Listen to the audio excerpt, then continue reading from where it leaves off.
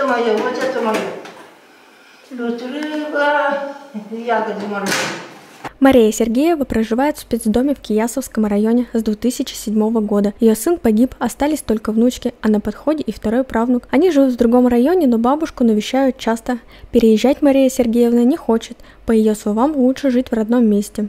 Тепло, чисто, все уютно, хорошо. А так хорошо, что не жить-то? На территории спецдома есть участки, где пенсионерка выращивает овощи и даже виноград. Урожаем питается сама и угощает всех соседей. Всего в республике таких домов 25 на 532 места, в основном в сельской местности. Из-за пандемии для постояльцев организовали круглосуточное наблюдение специалистов, так как эта группа граждан находится в зоне риска.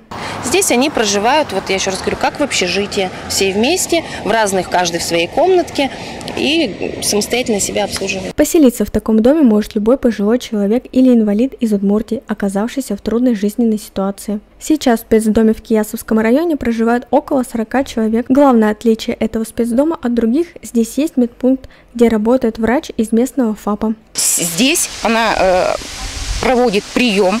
Сюда она приходит, их консультирует, назначает лечение, а наши уже медсестры проводят курс лечения. Еще жителям оказывают социально-бытовые, психологические, юридические и транспортные услуги.